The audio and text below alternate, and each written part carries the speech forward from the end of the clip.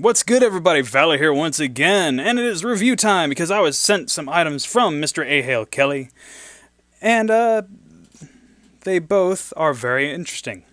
The first is his motor board, which promises to make installation of motors into your cage much more easy. Which, if you have trouble soldering or anything like that, then it's a valid sort of thing. It is a small PCB that is pre-tin and everything.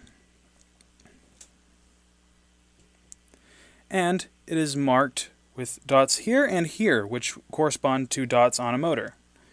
And the whole thing is, you put this piece of plastic over top the motor connectors and everything with them aligned correctly. Then you set this over top of the contacts and just solder them to these spots on the PCB.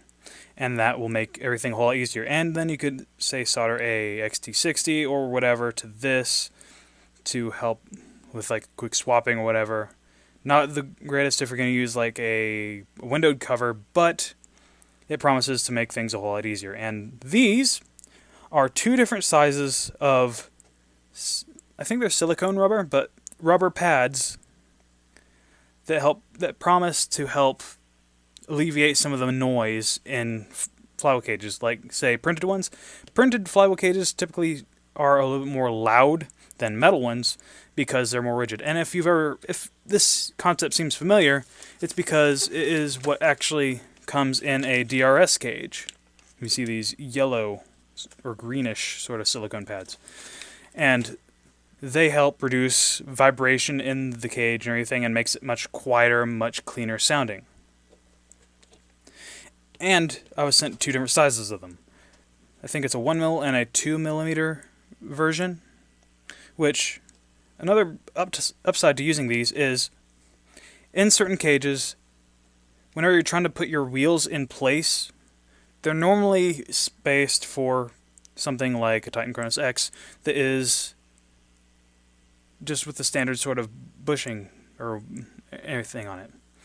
But newer motors, like the Neo Hellcat, actually have ball bearings that extend a little bit farther forward, which can actually grind on your wheels. And having these pads here will actually help with that and get them a little farther back. Containment Crew actually sells something similar that's just a plastic pad. But the thing about the plastic pads is they don't help reduce vibration or anything. And yeah, it's just better overall to have them be rubber. And I will give you some readings with a decibel meter on my phone. And we'll get the testing done and get our conclusions there. Alright, ladies and gents, here I've got the first part, the motor board.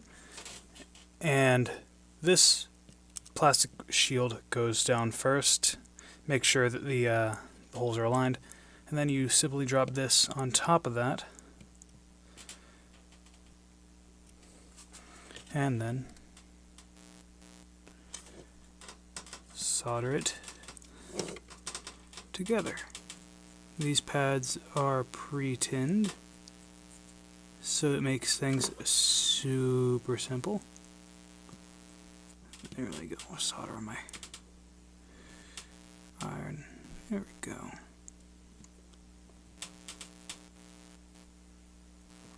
Hold that down so it can cool. And then again on this side, like so. Ignore the bandages on my wrist. I cut myself earlier. And that is super solid. And then you simply just solder the positive and negative there and drop it into the strife. That was very easy. I'm going to have to buy more of these in the future because that was brilliant. Alright everyone, final verdict time on the thinner pads, the thicker pads, and the motor board, which I've already actually used in a build, if that is any indication whether or not you should try it out. With in my main testing, I was running with a metal cage with Titan Chronos 2s and Bulldogs.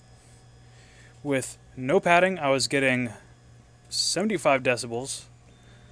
With the thin pads, I was getting 68 decibels. And with the thicker ones, I was getting 65. Now, that is a decent improvement, where the thickest pads were bringing it down by about 10 decibels, which is fairly noticeable. My only caveat is, with the thicker pads, it's kind of hard to use them with motors that have the standard sort of bearings in them, like these. They're really useful if you have something with the ball bearings, like Neo Hellcats, which actually have them a little more proud, so you actually need to bring them back a little bit, or otherwise your wheels are going to end up grinding against these bearings and stealing your performance. And yeah, the motorboard is an excellent little product. It is spaced so you can have it with multiple different crush setups, and it makes everything so much easier, especially if you don't particularly like doing the whole bridging with a small piece of wire then going off either the center or just kind of going across over like that. It makes the alignment and everything so much easier, so you don't even have to guess how your motors are even going to go, because they're marked with the dots. And yes, this gets my recommendation for using in a build, especially that motorboard. As always, the link's down in the doobly-doo. And, yes, thanks for watching.